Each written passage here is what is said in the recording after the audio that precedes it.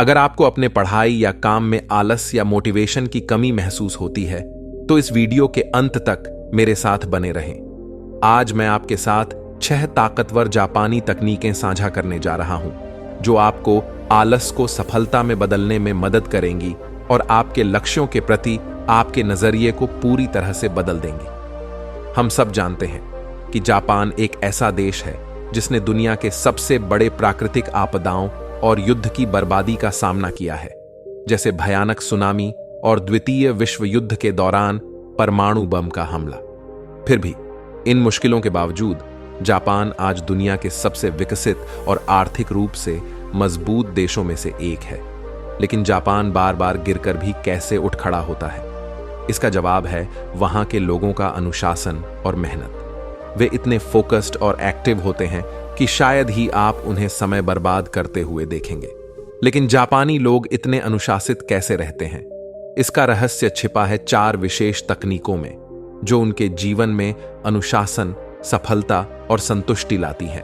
अगर आप इन तकनीकों को अपनी पढ़ाई या काम में लागू करते हैं तो आप एक साधारण छात्र से एक उत्कृष्ट छात्र बन सकते हैं, और अगर आप एक प्रोफेशनल हैं तो आप अपनी जिंदगी में सफलता प्राप्त कर सकते हैं। तो आइए हम इन 4 तकनीकों को विस्तार से समझते हैं। Number 1, kaizen. इसका मतलब है निरंतर सुधार। इसको समझने के लिए मैं आपको एक घटना बताता हूं। एक दिन एक महिला ने जापानी डॉक्टर हिनोहारा से मुलाकात की। वह अधिक वजन की समस्या से परेशान थी, जिससे उसकी सेहत खराब हो रही थी। वह व्यायाम करना चाहती थी, लेकिन उसके पास समय नहीं था। डॉक्टर ने उसे सलाह दी कि वह हर दिन सिर्फ 1 मिनट अपने पसंदीदा गाने पर डांस करे। महिला ने ऐसा किया और धीरे धीरे वह एक पूरा गाना डांस करने लगी। कुछ समय बाद डॉक्टर ने उसे अन्य व्यायाम करने की सलाह दी। साल के अंत तक महिला हर दिन 1 घंटा 50 मिनट व्यायाम कर रही थी और 20 किलो वजन कम कर चुकी थी। यह दिखाता है कि छोटे लेकिन निरंतर प्रयास बड़े नतीजे ला सकते हैं। अगर डॉक्टर ने उसे सीधे 1 घंटे तक व्यायाम करने को कहा होता तो शायद वह इसे जारी नहीं रख पाती। हमारा मस्तिष्क अचानक बड़े बदलावों का विरोध करता है, लेकिन जब आप उन्हें धीरे धीरे अपनाते हैं तो आपका मस्तिष्क उसे आसानी से स्वीकार कर लेता है। यही काइजेन का मूल विचार है। अगर आप काइजेन को अपनी जिंदगी में लागू करना चाहते हैं तो अपने लक्ष्यों को छोटे छोटे टुकड़ों में बांट लें। उदाहरण के लिए, अगर आप लंबे समय तक पढ़ाई करना चाहते हैं या किसी नए प्रोजेक्ट पर काम करना चाहते हैं तो शुरुआत में हर दिन सिर्फ 20 से 30 मिनट दें। धीरे धीरे आप समय बढ़ा सकते हैं और आपका प्रयास भी बढ़ेगा। खास बात यह है कि छोटे लेकिन लगातार सुधार पर ध्यान दें। आप इस तकनीक का इस्तेमाल किसी भी काम में कर सकते हैं, चाहे वह एक्सरसाइज शुरू करना हो, लंबे समय तक पढ़ाई करना हो या कोई अन्य महत्वपूर्ण लक्ष्य हो। नंबर 2, पोमोडोरो तकनीक।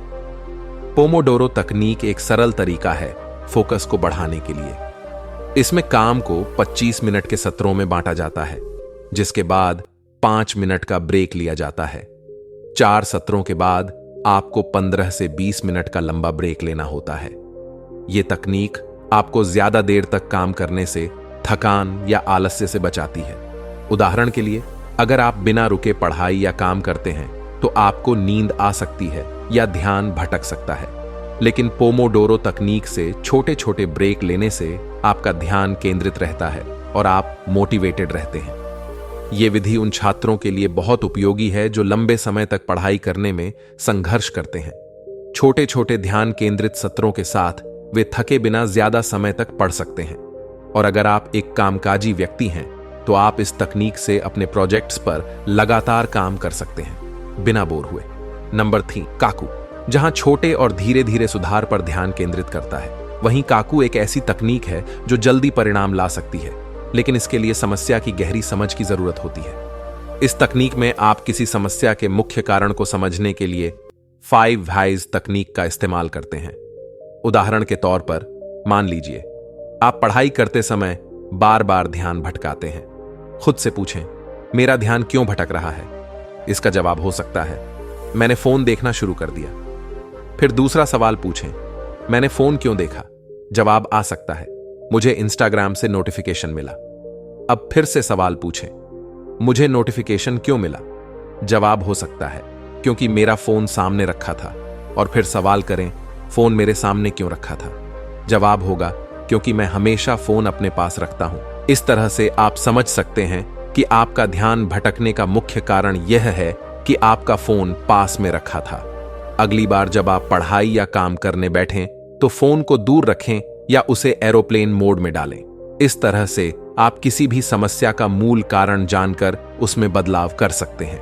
दोस्तों, इस तकनीक के बारे में जानने के बाद आपको यह समझ आ गया होगा कि अगर हम किसी समस्या के जड़ तक पहुंचते हैं तो हम उसे आसानी से हल कर सकते हैं। यही काकू की ताकत है, गहरी सोच और सही फैसले।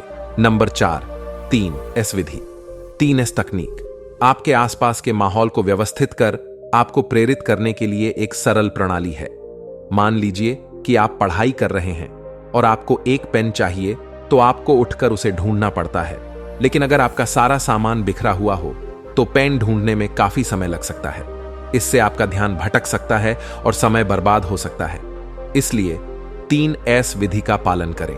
इसमें पहला S है सीरी, जिसका मतलब है छंटाई करना। अपने आसपास की चीजों को देखिए और तय कीजिए कि क्या चीजें जरूरी हैं और क्या नहीं।